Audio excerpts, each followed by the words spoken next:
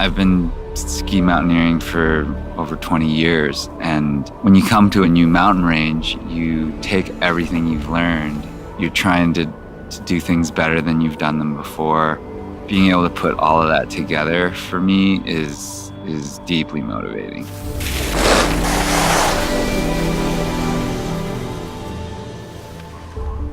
Greenland's always been a blank spot on the map for me. I've never been here before, and the Mavic 2, having a 5-mile range and 44-mile-an-hour max speed is really useful on a lot of different levels out here. There you can see our whole approach here. You see that?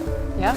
One of the most challenging things for ski mountaineering is access, is getting to these really special lines. You can go and frame certain scenarios that might take 2 or 3 hours to get to. Feels a little bit like cheating, but it's really helpful.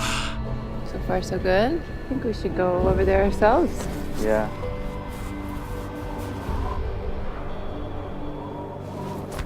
On an expedition like this, clearly weight is an issue and bulk is an issue. You need to have your ropes and your crampons and your tools and your food. So having a drone that's this big that I can kind of fold up and put into my pack, it's absolutely worth its weight in gold. Having the Mavic 2 was extremely useful because it's always so hard to give a sense of scale and give a sense of context of where we are and what we're doing. If you're trying to let people understand, truly where you are and how remote you are. On a trip like this, I'm really trying to cover the shooting on the fly. That's my favorite way of shooting.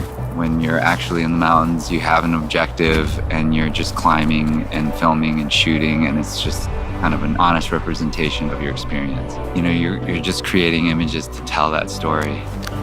For a professional camera system, image quality is clearly really important, and the Mavic 2 Pro has a 1-inch sensor, adjustable aperture. Just gives me some latitude to work with. I always love the aerial perspective. The biggest thing is that it gives me an angle that I used to think was impossible.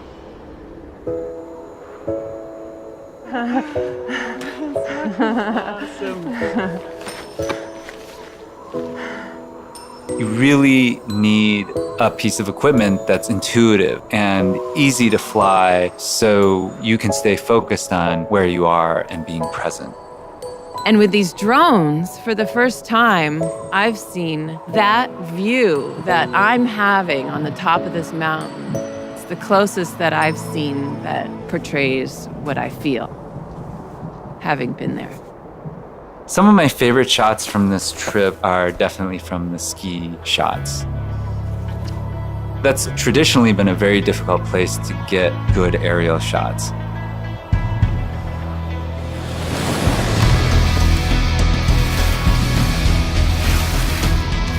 In this case, with the Mavic 2, it's just such an easy system to use. You can make a shot like that happen.